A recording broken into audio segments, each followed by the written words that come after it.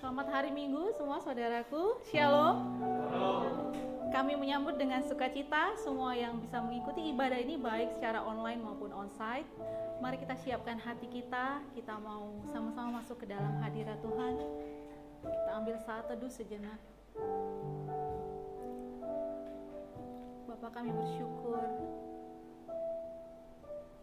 kalau saat ini kami masih ada, kami bisa sehat berkumpul bersama di sini untuk beribadah. Kami tahu itu semua karena kemurahan Tuhan. Kami bersyukur Tuhan.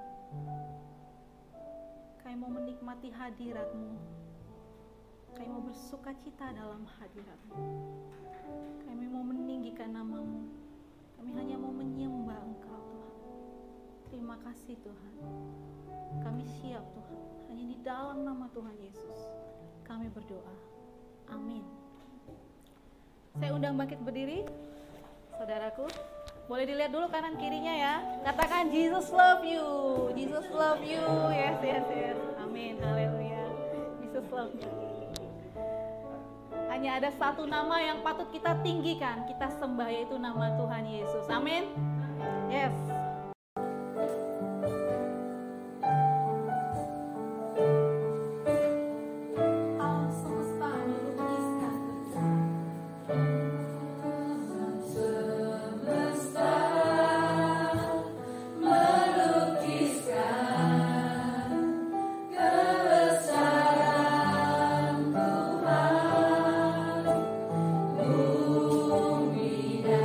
Surga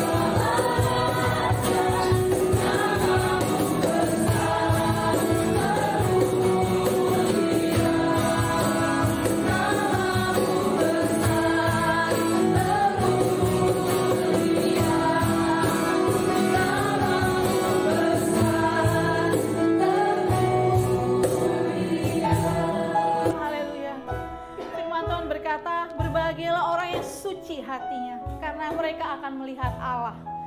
Ya, Yesus adalah anak domba yang menyucikan kita, Bapak Ibu. Amin. Dia melayakkan kita untuk datang ke hadiratnya. Saat ini di Maha Kudusnya tuh, kita boleh datang menghampiri Dia yang kudus. Karena darah anak domba Allah yang sudah menguduskan kita.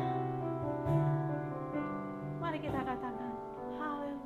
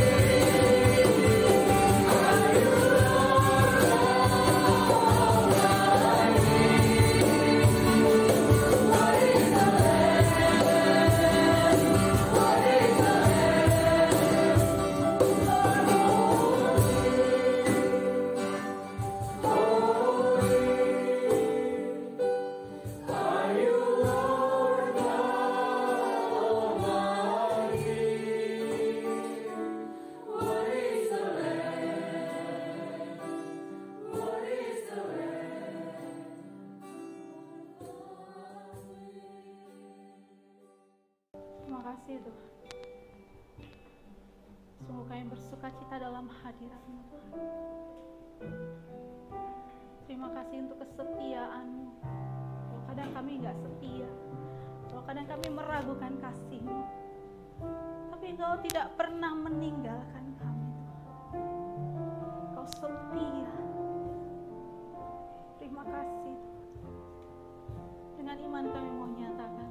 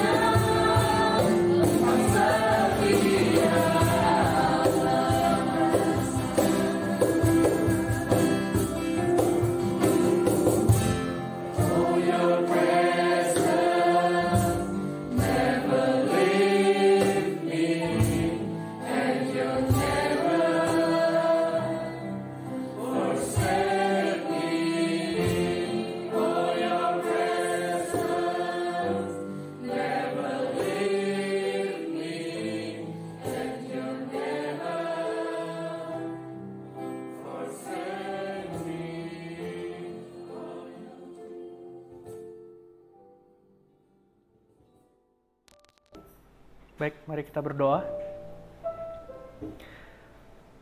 Bapa di dalam surga, sungguh kami bersyukur Tuhan untuk segala kebaikan yang Engkau berikan kepada kami, sebagaimana adanya kami hingga hari ini Tuhan. Itu semua karena anugerah dan kebaikan Engkau.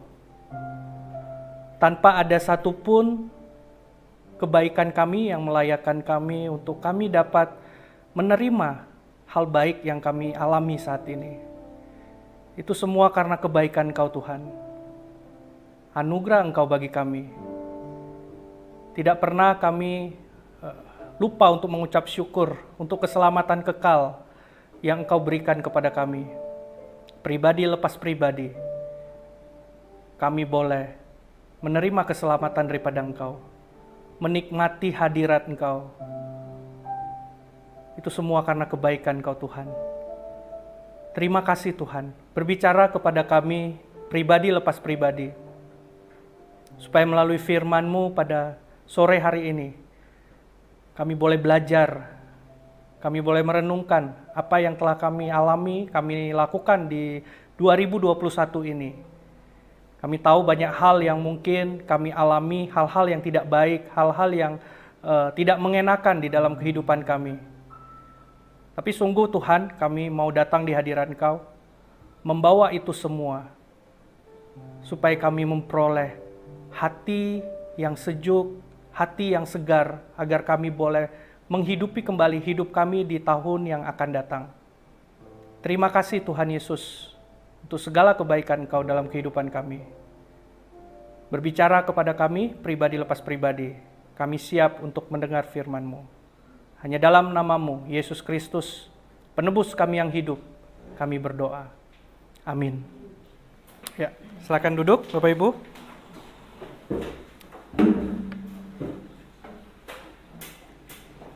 Ya.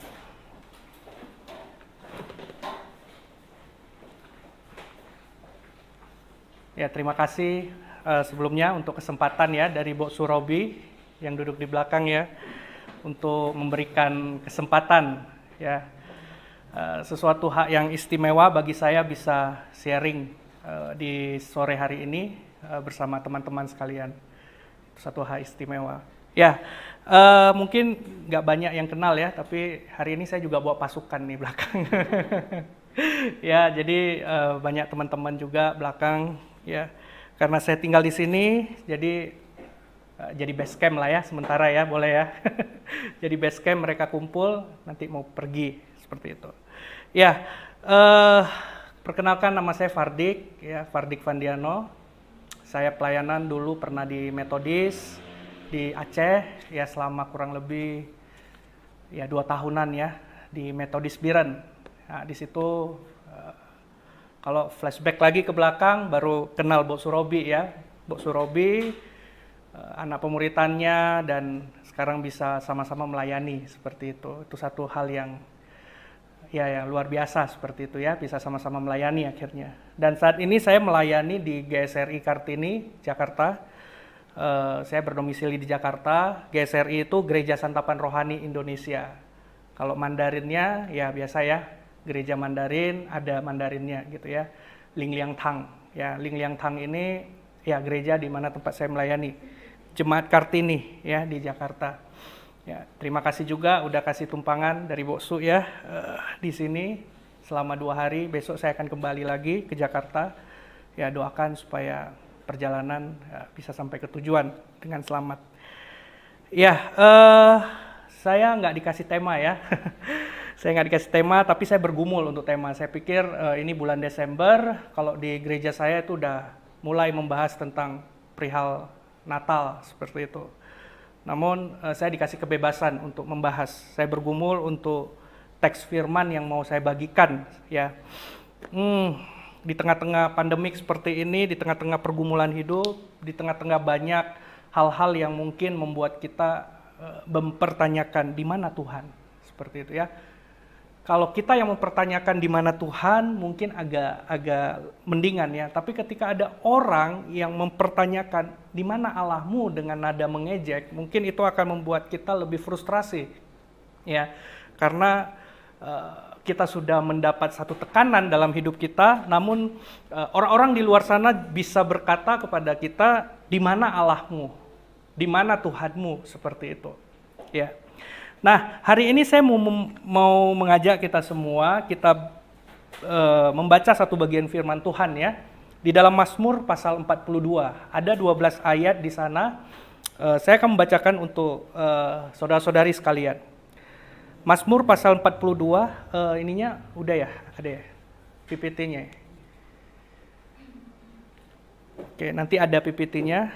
Saya akan, saudara-saudari bisa memperhatikan di Alkitab masing-masing ya, di Mazmur pasal 42, ya, Mazmur pasal 42 ayat 1 sampai dengan 12.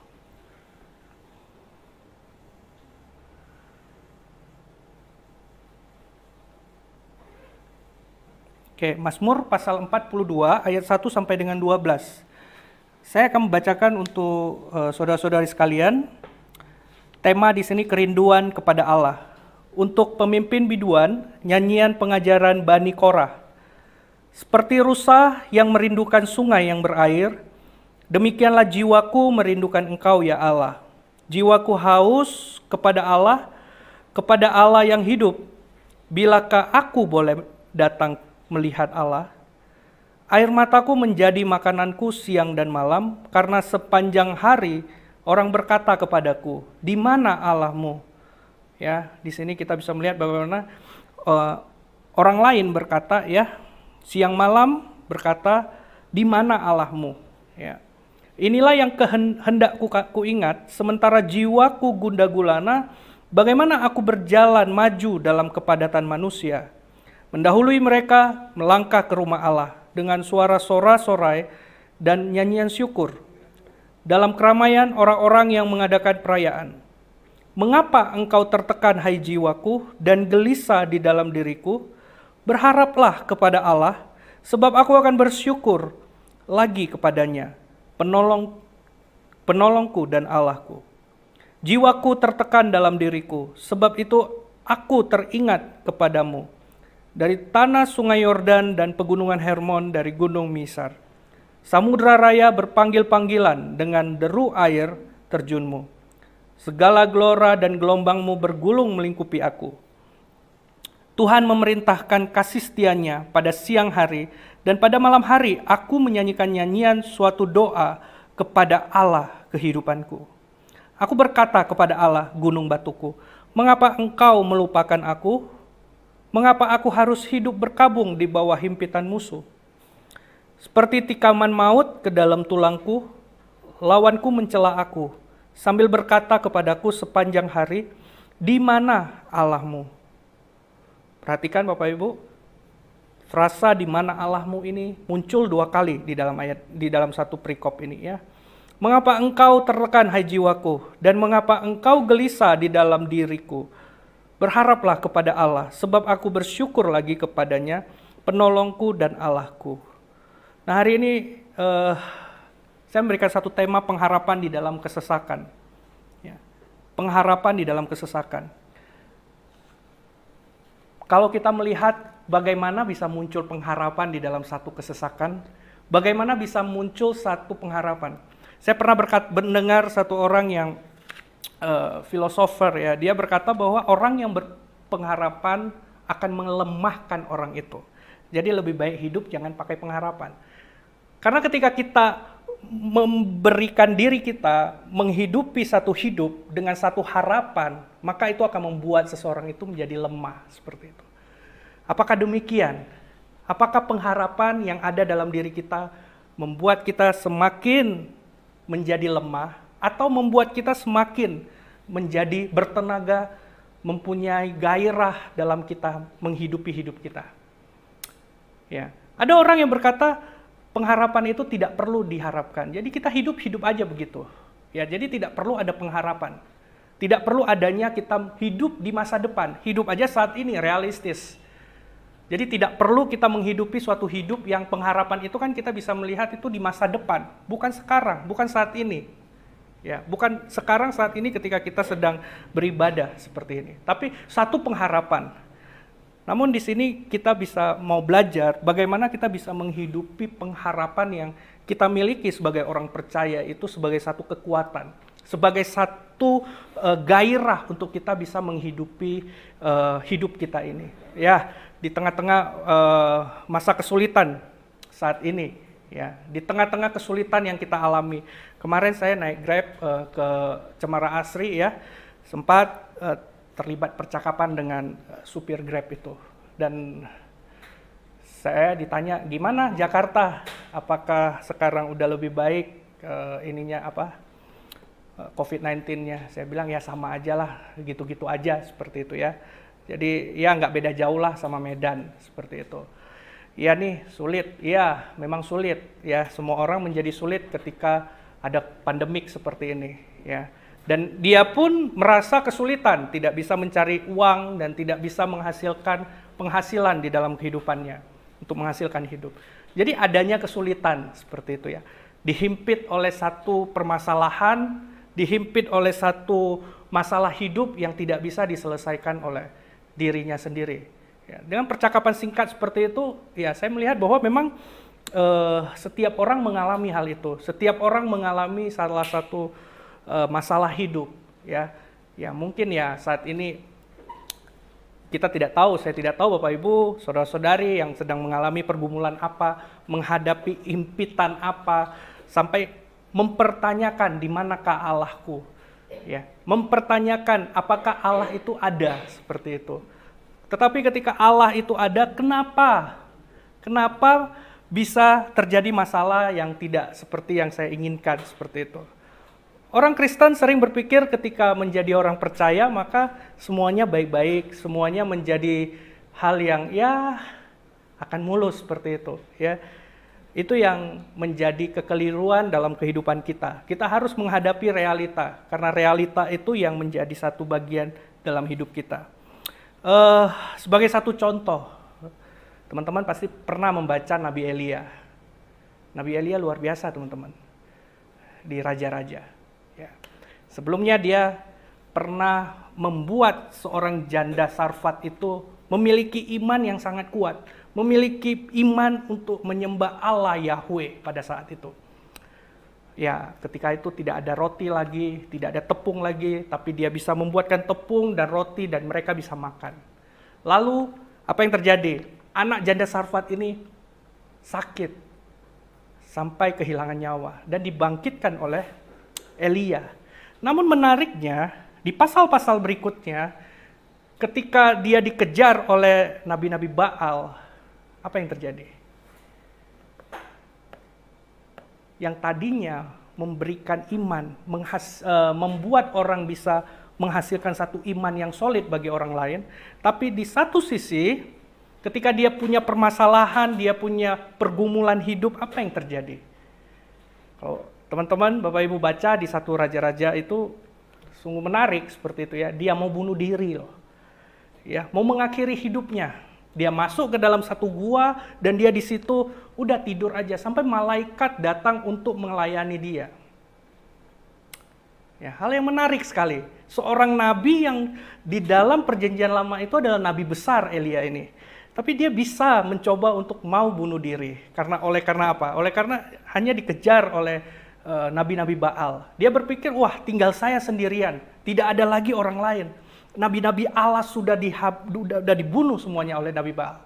Hanya tinggal saya sendiri.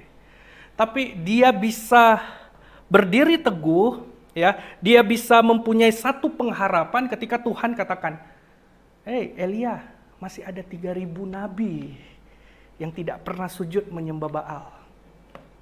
Nah, dari sanalah dia muncul satu pengharapan bahwa dia bisa lebih baik lagi. Luar biasa. Kalau saya merenungkan tentang Nabi Elia ini, seorang nabi yang besar, dia saja bisa memikirkan untuk mengakhiri hidupnya. Udah ambil saja nyawaku Tuhan. Karena aku tidak lebih baik dari nenek moyangku. Aku tidak lebih baik daripada pendahulu-pendahuluku. Ya. Apa yang tidak dimiliki oleh Elia?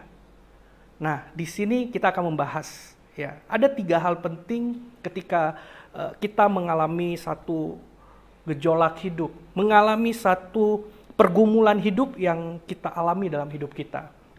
Dari Mazmur ini, kita mau belajar. Ada 3 hal penting di mana kita ketika mengalami situasi terjepit jalan buntu seperti Elia ini, yang dia udah mau sampai titik akhirnya yaitu apa? Bunuh diri. Ya, orang titik akhir orang apa? Bunuh diri, seperti itu, mengakhiri hidup. Dia berpikir dengan demikian semua masalah sudah selesai. Ya, kalau sampai titik akhir seperti itu, apa yang harus kita lakukan di dalam kehidupan kita? Kalau kita melihat di dalam PPT-nya udah siap ya? Ya, di poin pertama saya membahas tentang memiliki kehausan spiritual. Hal ini yang tidak dimiliki lagi oleh Elia ketika dia menghadapi satu himpitan. Dikejar-kejar oleh Nabi Baal, dikejar-kejar oleh masalah hidupnya. Apa yang dia tidak miliki? Kehausan spiritual. Karena dia melihat batu yang di depannya itu lebih besar daripada Allah yang disembah. Permasalahan hidup yang dia alami saat itu lebih besar daripada Allah, sehingga semakin besar batu yang ada depan kita, kita tidak bisa melihat apa yang ada di belakangnya. Hal itu yang terjadi di dalam kehidupan Elia. Hal itu yang terjadi dalam kehidupan Elia, karena dia sudah kehilangan spiritualitas, kerohanian di dalam kehidupannya. Sehingga apa yang terjadi? Dia lebih melihat batu besar itu, dan akhirnya apa? Dia tidak bisa melihat Allah yang ada di depan itu. Semakin besar masalah yang kita anggap itu sesuatu yang paling besar dalam hidup kita, maka pada saat itu juga kita tidak bisa melihat Allah di dalam masalah hidup kita, dalam kehidupan kita. Jadi milikilah kehausan spiritual. Jangan ketika kita punya masalah, punya pergumulan hidup, kita lari dari spiritualitas ini. Orang malah lari, menganggap diri, wah saya berdosa, saya tidak layak. Akhirnya kita bukan malah mendekat dengan Tuhan, yang terjadi adalah kita menjauh dari Tuhan. Hal itu terjadi dengan Elia. Hal itu terjadi loh sama Elia. Ya, Elia yang seorang nabi besar, dia bisa mengalami yang sampai titik kejiwaannya itu dia mau mengakhiri hidupnya. Sangat menarik Bapak Ibu ya. Jadi milikilah kehausan spiritual. Ya, pemazmur katakan jiwaku haus kepada Allah yang hidup. Ketika dia mengatakan hal ini bukan berarti dia tidak dalam pergumulan. Kita tahu orang-orang mencemooh dia, mengatakan bahwa di mana Allahmu? Saya katakan, ketika kita sendiri mempertanyakan Allah kita itu agak mendingan ya, meskipun itu tidak dibenarkan. Tapi ketika orang lain yang tidak seiman dengan kita berkata, di mana Allahmu? Katanya Allahmu hebat, Allahmu berkuasa, maha kuasa. Kenapa engkau nggak bisa keluar dari masalah hidup itu? Ya, dan akhirnya apa yang terjadi? Semakin besar batu yang di depan itu. Dan batu itu yang menutupi pandangan kita terhadap spiritualitas kita. Dan kita tidak bisa melihat ke sana. Sehingga pentingnya di tengah-tengah masalah hidup, ketika kita mempertanyakan, di mana Allah kita? Di mana Allahmu? Ya, dalam hidup kita, jangan kita lari dari Tuhan. Kita berdoa. Ya, kita berdoa kepada Tuhan. Ya, di dalam pergumulan, di dalam hal-hal yang menyangkut dalam hidup kita, ya, kita bawa itu kepada Tuhan. Ya. Seringkali orang malah lari, pergi, ya. Wah, dengan caranya. Nanti ini saya menggunakan cara saya dulu, udah saya nggak bisa, udah mentok, udah buntu, baru deh saya cari Tuhan, begitu. Enggak seperti itu, ya. Oleh karena itu pentingnya kita memiliki kehausan spiritual, sehingga kita bisa menghadapi psikologis jiwa kita sendiri gitu ya. Kita bisa mengontrol diri seperti itu, sehingga kita tidak terjatuh pada yang namanya sampai titik buntu seperti Elia, yaitu apa? Mengakhiri hidup. Ya, seringkali ya orang mengakhiri hidup karena punya permasalahan hidup, punya beban hidup yang besar, sehingga hal itu membuat kita ingin mengakhiri kehidupan kita. Kehidupan yang sebenarnya bukan milik kita, tapi kita mau mengakhiri itu. Apakah sudah pasti ketika permasalahan hidup kita mengakhiri hidup kita, maka di saat itu juga masalah selesai? Belum tentu seperti itu ya. Ingat bahwa ada penghakiman daripada Tuhan. Dan yang kedua, yang saya lihat, saya pelajari dari Mazmur pasal 42 ini, yaitu menenangkan pikiran. ya, menenangkan pikiran. Ketika kita punya kehausan spiritualitas, kita mampu mengontrol diri kita dan akhirnya kita bisa menenangkan pikiran kita. Itu mengapa engkau tertekan hai jiwaku dan gelisah di dalam diriku. Ini menarik ya, dia berdialog dengan dirinya sendiri nih Bapak Ibu. Pemazmur ini berdialog dengan dirinya sendiri. Mengapa engkau tertekan hai jiwaku dan gelisah di dalam diriku? Kenapa dia bisa sampai titik di mana dia menenangkan dirinya? Karena dia punya kehausan spiritual. Karena dia memiliki sebuah kehausan kepada Allah, yaitu jiwaku haus kepada Allah yang hidup. Itu yang dimiliki oleh si pemazmur ini. Sehingga dia bisa sampai satu tahap menenangkan pikirannya. Ketika orang punya beban hidup, beban pikiran, ya, di saat itulah orang bisa apa? Bisa melakukan banyak hal. Ya, termasuk bunuh diri, banyak hal konyol yang bisa dilakukan. Tetapi ketika kita menenangkan diri, menenangkan pikiran, mengatur ulang pikiran kita, maka di situ kita punya satu semangat, satu kesegaran yang baru seperti itu ya. Karena dikatakan di sini si pemazmur di dalam himpitan, di dalam masalahnya dia bisa apa? Bisa berdialog dengan dirinya sendiri. Ya, dikatakan mengapa engkau tertekan hai jiwaku dan gelisah di dalam diriku. Dia berdialog dengan dirinya sendiri. Karena apa? Karena dia punya spiritualitas yang baik dengan Tuhan, sehingga akhirnya apa? Dia bisa menenangkan pikirannya. Sehingga dia bisa mengatur ulang ya. Si Elia kalau kita lihat ketika dia tidak menenangkan pikirannya Bapak Ibu ya. Dia masuk ke gua, dia untuk apa? Dia untuk mau dibunuh diri, nggak mau makan, sampai malaikat yang datang kepada si Elia untuk apa? Untuk memberikan makan, tapi dia nggak mau makan seperti itu. Ya, dia tidak menenangkan pikiran, dia malah ingin mati, ingin mengakhiri hidupnya. Jadi hal yang kedua yang penting dalam kehidupan kita ketika kita dalam menghadapi pergolakan hidup, yaitu sampai tahap di mana kita bisa menenangkan pikiran kita. Bisa mengatur ulang pikiran kita, menata ulang hidup kita. Sehingga apa yang terjadi? Ya, ketika kita bisa berdialog dengan diri kita sendiri. Hai jiwaku, kenapa gelisah gitu ya? Kenapa tertekan, gelisah di dalam diri kita? Sampai tahap seperti itu, di mana kita bisa menenangkan pikiran kita, mengatur ulang, meriset ulang pikiran kita, sehingga kita bisa menghidupi kembali hidup kita. Ya. Kapan Elia bisa meriset kembali pikirannya? Ketika dia mendapat pengharapan. Teman-teman, kita sudah mendapat pengharapan dari Tuhan. Tuhan sudah memberikan pengharapan kepada kita. Ya, tinggal kita bagaimana menghidupinya. Ya, pengharapan itu bisa menjadi kekuatan bagi kita satu sisi, di sisi lain bisa menjadi kelemahan bagi kita. Ya, karena kita terus-menerus melihat pada pengharapan itu yang kita sendiri tidak percaya kepada pengharapan itu. Itu bisa menjadi kelemahan. Ya. Tapi ketika kita percaya, kita memberikan kepercayaan pada pengharapan yang kita sudah terima, maka hal itu membuat kita bisa punya semangat seperti itu, spirit yang baru. Dan akhirnya, ya, di poin ketiga, si pemazmur dapat mencari pertolongan Tuhan. Di tengah himpitan musuh, di tengah himpitan realistis dunia ini, kita bisa melihat bahwa bagaimana si seorang pemazmur ini tetap mencari pertolongan daripada Tuhan. Seringkali orang tidak mencari pertolongan kepada Tuhan, tapi mencari pertolongan kepada manusia atau mencari pertolongan kepada diri sendiri. Ya, di perjanjian lama maupun perjanjian baru dikatakan celakalah orang yang mencari pertolongan kepada manusia. Karena pertolongan hanya dicari di dalam nama Tuhan yang menjadikan langit dan bumi. Karena itu di poin ketiga sampai tahap ini di mana teman-teman bisa mencari pertolongan kepada Tuhan. Karena ini nggak gampang. Di tengah himpitan musuh, ngapain lagi cari Tuhan? Orang Tuhan aja dipertanyakan, di mana Tuhanmu? Ngapain cari Tuhan lagi? Cari yang realistis aja dong. Cari yang masuk akal aja. Cari yang memang benar-benar bisa membuat kita terlepas dari masalah ini.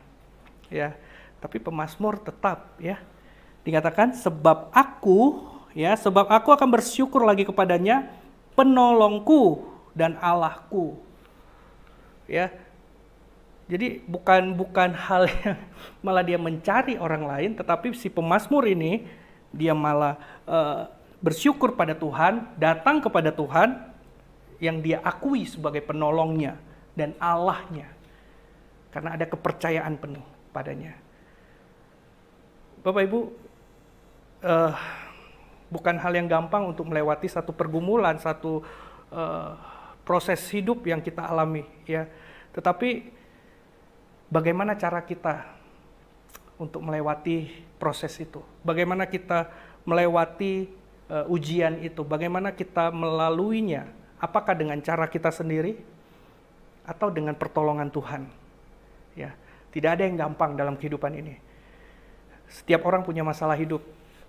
Orang kaya punya masalah dengan kekayaannya. Orang miskin punya masalah dengan kemiskinannya. Orang sakit juga punya masalah dengan sakitnya. Orang sehat juga ada masalah dengan dirinya sendiri. Jadi tidak ada seorang pun yang hidup masih di bawah matahari ini yang tidak pernah mempunyai masalah hidup. Nggak ada seperti itu. Jadi jangan menjadikan diri kita sebagai orang yang paling terkasihan ketika kita mendapati masalah hidup. Karena semua orang mengalaminya itu. Cuma kapan? Itu pertanyaannya. Kapan kita alami itu? Kapan kita melewati proses itu, dan bagaimana kita melewati proses itu. Itu yang perlu kita pelajari di dalam kehidupan kita. Alkitab adalah manual book bagi kita. Buat kita supaya bisa memiliki satu kehidupan. Bukan yang muluk-muluk, tapi Tuhan juga realistis. Tuhan tidak pernah tidak realistis, ya teman-teman ya. Tuhan tetap realistis. Yesus saja sudah capek pelayanan, dicari kemana-mana. Rupanya dia lagi retreat ke belakang, lagi mengundur diri. Untuk apa? Untuk membenahi dirinya sebagai manusia. Ya, membenahi dirinya. Dia berdoa kepada Tuhan. Ya. Tapi sekarang kalau retreat gimana? Konsepnya? Senang-senang, ke mana? Kalau di Jakarta ke Bogor, ke Puncak, ke mana lagi tuh? Kalau retreat ya, 3 hari 2 malam di villa seperti itu, bikin acara. Padahal retreat itu adalah bagaimana kita bisa kembali merefresh diri kita dengan cara apa? Dengan perenungan, kontemplasi. Bukan dengan games lah. Bukan. Sebenarnya retreat saat ini dengan retreat Yesus itu berbeda sekali, Bapak Ibu ya. Cuma retreat sekarang kan harus ada games. Kalau nggak ada games nggak seru dan lain sebagainya. Sebenarnya retreat di dalam Alkitab itu berbicara tentang bagaimana pemulihan diri kita sendiri. Yesus sudah mengalami hal itu. Ketika dia mengalami kejenuhan ya, saya katakan sebagai manusia, kejenuhan dia melayani, dia retreat. Dia balik dulu. Dia kembali dulu, dia berdoa sama Tuhan, ya. Pagi-pagi dia berdoa. Ya, sebelum murid-muridnya semua bangun, dia mundur. Ya, ketika dia sudah banyak orang mencari dia capek. Ya, dia sebagai manusia dia capek, dia mundur dulu. Dia berdoa sama Tuhan, dia menghilang daripada keramaian orang. Ya, dia tidak mau menjadikan diri dia sebagai populernya orang-orang pada zaman itu. Ya, sehingga penting bagi kita ketika kita menghadapi masalah, kita kembali meriset hidup kita. Ya, bagaimana 3 hal poin penting yang pemazmur ingin kita belajar pada hari ini, yaitu apakah kita memiliki kehausan spiritualitas di dalam hidup kita.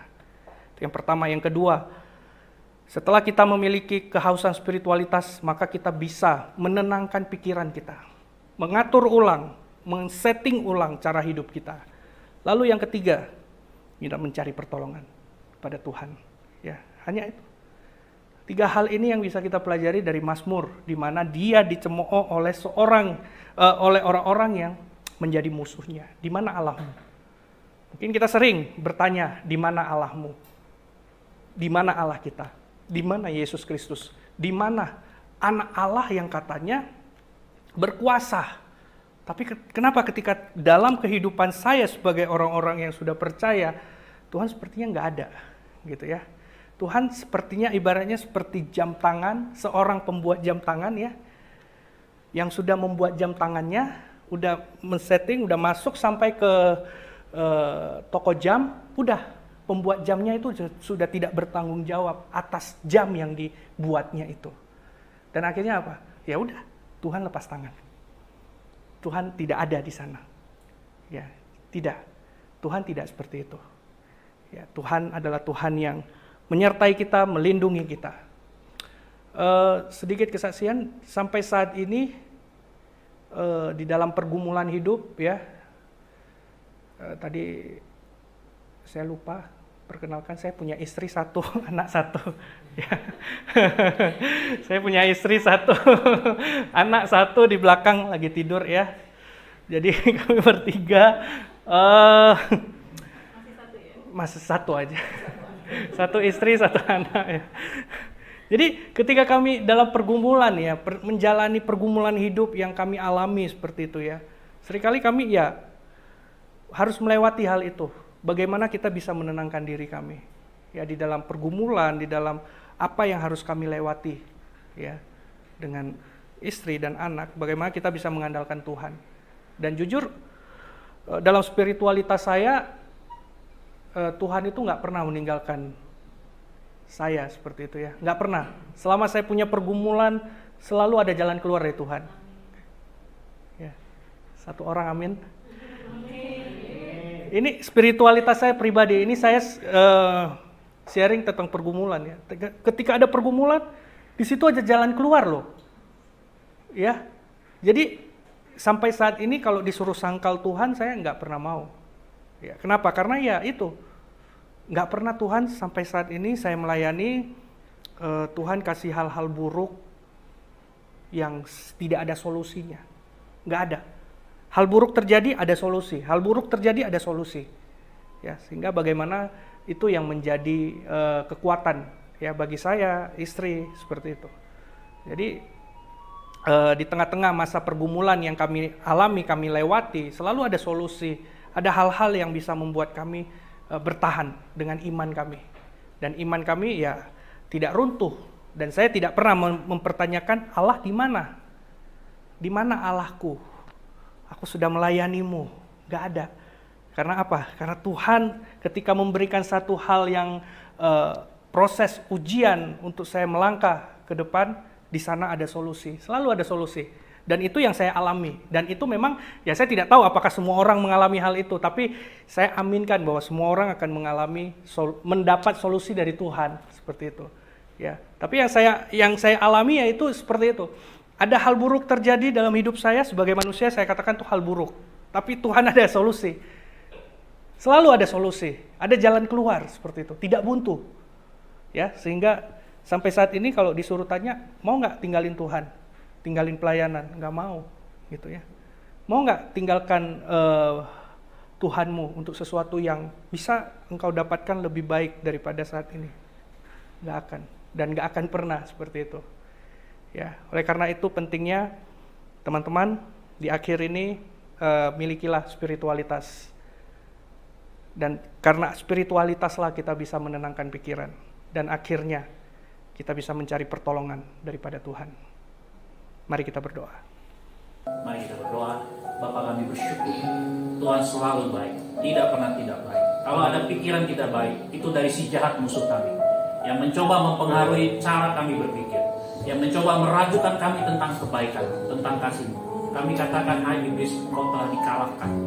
Kami memiliki kemenangan di dalam Yesus Kristus. Kami telah memiliki kemenangan yang telah Kau sediakan. Ketika Kau mati di atas kayu salib, kemenangan itu, iman yang tertuju kepada kuasa itu, kuasa salib itu, membawa kami untuk mengalami, menerima kemenangan. Kemenangan itu hari ini, dan telah menjadi milik kami melalui kuasa salib Yesus Kristus. Oleh karena itu hari ini kami memberi, karena kami tahu dan kami mau menaklukkan diri kami dari segala bentuk keinginan yang sia-sia, dari bentuk ketamakan. Oleh karena kami memiliki Allah yang hidup, yang menjadi sumber berkat memelihara hidup kami. Dengan kesadaran akan pemahaman iman yang benar ini, kami memberi, kami membangun ucapan syukur, kami membangun sukacita kami. Karena kami percaya apa yang kami beri, kami percaya kami memiliki Allah yang selalu menyediakan, yang Allah selalu mencukupkan kehidupan kami. Oleh karena itu Bapa, kepada Allah yang hidup, Allah Abraham, Allah Ishak dan Allah Israel ini, kami berdoa. Allah yang menyatakan diri dalam Yesus Kristus, kepada Allah yang hidup ini kami percayakan hidup kami. Kami percayakan pekerjaan kami. Oleh karena itu Kau berkati setiap jemaat-Mu, setiap sobat-sobat MBC, baik di sini, di rumah, dimanapun kami berada Bapa, kami boleh melihat Tuhan yang berkuasa memelihara hidup kami. Terima kasih. Jemaat Tuhan, hari ini Engkau buka hatimu, arahkan pikiranmu, arahkan fokusmu, arahkan seluruh tenagamu, kekuatanmu untuk mempercayakan hidupmu sepenuhnya kepada Tuhan. Jangan andalkan dirimu, jangan andalkan orang lain. Percayalah kepada Tuhan dan terimalah berkat.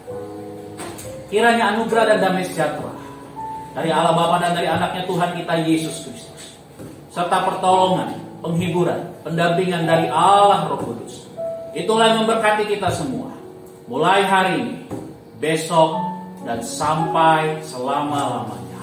Amin. Mari sama-sama kita nyanyikan, kita ikrarkan kiranya Tuhan memberkati.